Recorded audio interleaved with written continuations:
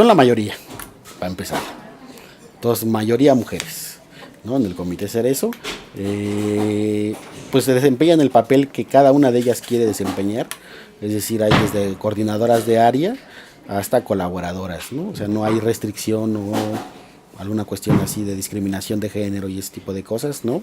Sino más bien depende de las capacidades y las responsabilidades que ellas quieran adoptar, ¿no? En el proceso de organizativo.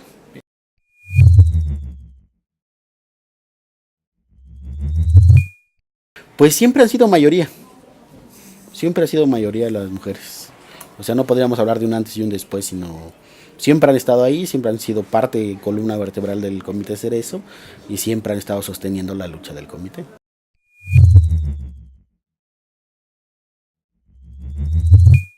Pues tienen toda la posibilidad, siempre y cuando ellas se asuman responsables. Pues porque es voluntaria la responsabilidad. O sea, quien se asuma coordinador de una área es porque voluntariamente quiere ser el coordinador del área y se siente con la capacidad para cumplir esa responsabilidad, ¿no? Entonces, tanto sea hombre o mujer, siempre y cuando tenga esa voluntad, puede acceder a la coordinación, ¿no?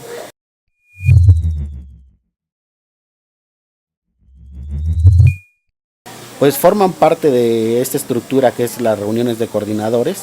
Entonces ahí ellas pues pueden poner los puntos que ellas quieran y debatir sobre lo que consideren más adecuado. ¿No pesa más la voz, por ejemplo, de un coordinador general que de... Bueno, en realidad la figura de coordinador general es como la figura pública hacia el exterior de alguien que nos representa, ¿no? Más que eh, como alguien que tenga doble voto o derecho de voto de veto o algo así, no, nada más es una figura representativa.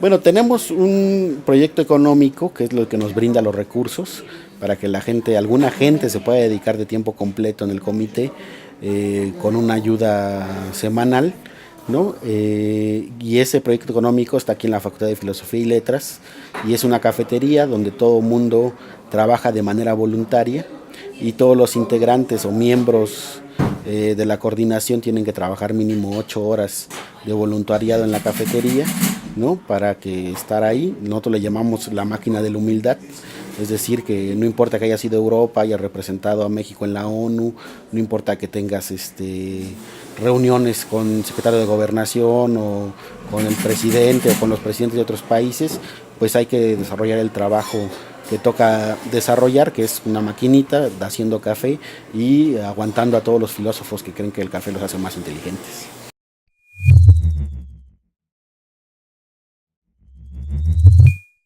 Recursos materiales, bueno, esta cafetería nos brinda la posibilidad también no solamente de ayudar a nuestros integrantes, sino también de obtener materiales, ¿no? Para difusión, materiales para trabajar y luego se hacen convocatorias abiertas. Por ejemplo, para la Escuela de Derechos Humanos se hizo la convocatoria abierta de donación de materiales. Entonces, pues, ¿qué aceptamos de donación? Pues lápices, plumas, cuadernos, hojas, ¿no? Y realmente las donaciones son muy valiosas y nos permiten ese desarrollo, ¿no? Y también desarrollo de despensa, desarrollo o sea, pedimos donaciones en diferentes maneras, ¿no? En especie, ¿no? Hay organizaciones que por su forma de trabajo prefieren darnos, por ejemplo, en dinero cuando les damos los talleres. También se recibe la donación en dinero, ¿no? Y hacer ese recurso, la coordinación pues, es quien decide hacia dónde se va ese recurso o hacia dónde es necesario que vaya el recurso.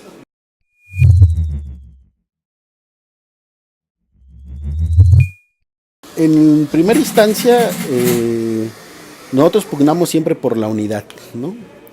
Una unidad que no sea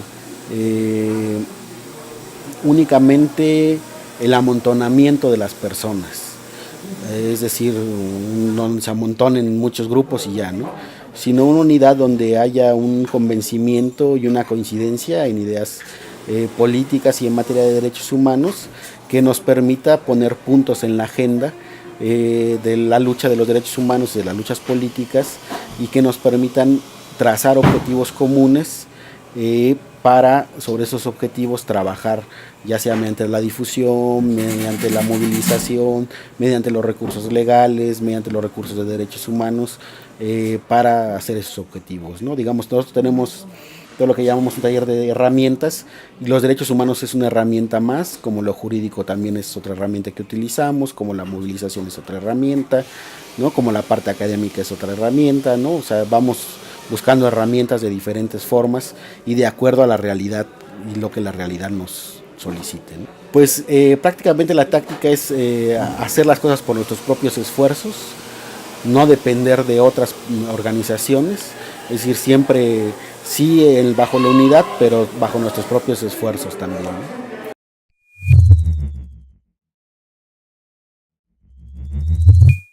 Pues por ejemplo, ahora estamos llevando y acompañando un caso de trabajadoras del IEMS despedidas injustamente.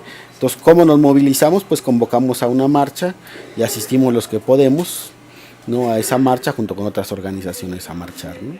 O nos solicitan el monitoreo de derechos humanos en marchas, entonces establece todo un sistema de monitoreo, tanto en el terreno en las marchas como de monitoreo externo, para reportar las violaciones de derechos humanos que sufra el movimiento que nos pidió ese monitoreo de derechos humanos. Por ejemplo, los 43 de Ayotzinapa, pues marchamos cuando se marchó toda la sociedad civil en general, ¿no? Tratábamos de plantear posturas, ¿no? Que es terrorismo de Estado, ¿no? O sea, sí tratamos ante cada hecho o coyuntura, tratamos de plantear una postura clara de lo que está pasando y cuál sería la lectura que tenemos nosotros políticamente de esos hechos.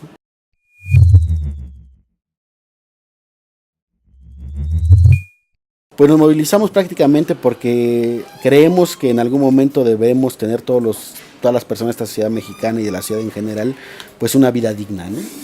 Entonces el leitmotiv o la movilización o el por qué movilizarnos es porque queremos que se respeten los derechos humanos de las personas, ¿no? Y que respeten nuestros derechos, ¿no? Y tenemos esta consigna de que derecho que no se lucha, pues derecho que se pierde, ¿no? Entonces entre uno menos luche, pues menos derechos te va a dejar el Estado, ¿no? Mira, principalmente es esa causa de los derechos humanos por convicción, digamos, por principio, y de corazón porque creemos realmente en que puede haber un cambio social, ¿no?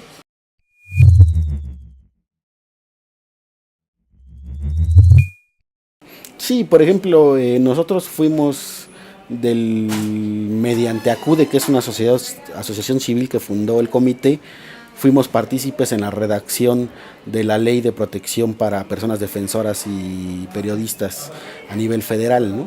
Entonces ahí se redactó la ley, se aportó todo el expertise técnico en materia de seguridad y protección a defensores, y pues hoy hay un mecanismo de defensores que no funciona bien, no funciona adecuadamente, pero bueno, creamos ese instrumento legal, ¿no? ¿Por qué? Porque el gobierno no tiene voluntad de proteger a los defensores, ¿no? Entonces, aunque el instrumento legal sea bueno, o esté adecuado, o sea uno de los más desarrollados en América Latina, pues no quiere decir que se vaya a implementar en la realidad, ¿no? Ahora, por ejemplo, estamos en el empuje por la aprobación de una iniciativa de ley que elaboró el Comité Cerezo junto con otras organizaciones contra el fenómeno de la desaparición forzada y la desaparición de personas en general. Y también el instrumento es muy bueno, ha sido por la ONU revisado y todo, pero el hecho de que se apruebe no es garantía de que vaya a suceder en la realidad, ¿no?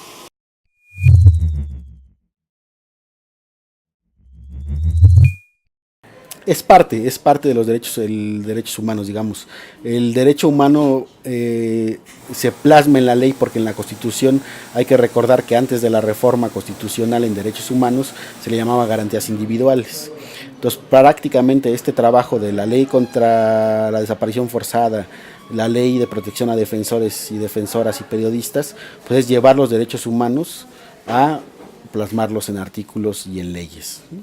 Pero es esa misma, digamos, no hay una separación tajante ahí de los derechos humanos, y también desarrollamos los derechos humanos en el sentido de cómo es que le podemos enseñar a la gente que tiene derechos y que lo que están viviendo no son privilegios, sino que es un derecho humano que él tiene, porque históricamente los pueblos han luchado por obtener esos derechos. ¿Y los instrumentos políticos? Es que no podemos disociar, digamos, el instrumento político de derechos humanos, ¿no? La lucha de derechos humanos es una lucha política, claro, es una lucha política, ¿no?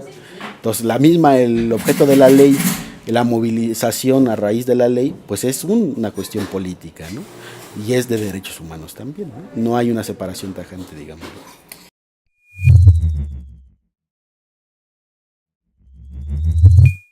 Pues vamos desde la básica, que es el panfleto o el volante, ¿no?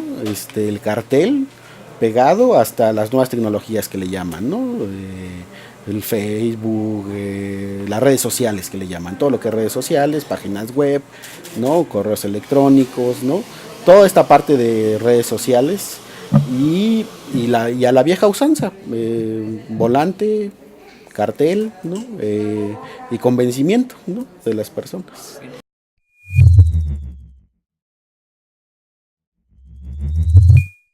Pues lo repartimos en las movilizaciones o lo repartimos aquí en la facultad. Pues prácticamente algunos son qué es el comité, qué hace el comité, qué propone el comité, ¿no? Y en qué nos pueden ayudar, ¿no?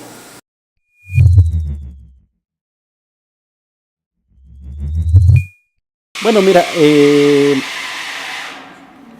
nosotros no creemos que la herramienta de las redes sociales por sí sola logre una movilización, sino más bien es el trabajo que se tiene vis a vis, es decir, de persona a persona y de organizaciones a organizaciones, la que logra convocar al conjunto de personas en las movilizaciones, ¿no?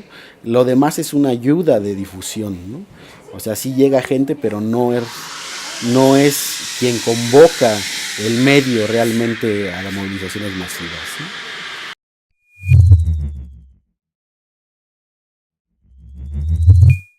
Ahí depende de la herramienta. Hay una herramienta que se llama Acción Urgente que utilizamos, que ahí sí es muy importante la respuesta en materia de redes sociales, porque es que mande la gente una carta al gobierno, ¿no? Manifestando su preocupación por la seguridad de unos defensores o de nosotros mismos. Y entonces ahí sí los correos, los Facebook, el Twitter, ¿no? Sí funciona, porque cuando uno pone el Twitter de un funcionario de alto nivel y están en el Twitter la sociedad exigiéndole que se preocupe por un tema, pues a veces sí produce un impacto político y ceden ante ciertas demandas, ¿no? Entonces sí tiene su impacto, pero depende, o sea, tendrían un uso específico y particular en casos particulares específicos. Esta parte de acciones urgentes, por ejemplo, amenazas de muerte, ¿no? O que un preso está en condiciones muy graves de salud y que por lo tanto hay que darle atención médica, ¿no? Entonces pues se pone el Twitter del secretario de Seguridad Pública del Estado, se pone el Twitter del de reclusorios, se pone el Facebook y entonces empieza a bombardear la gente misma, a enviarle de que tome atención al caso, las organizaciones nacionales de esta red que te digo, las organizaciones internacionales también de derechos humanos con las que tenemos contacto, y entonces empieza a fluir ahí todo un poder político que impacta en el gobierno y el gobierno hace que se muevan ciertas cosas, ¿no?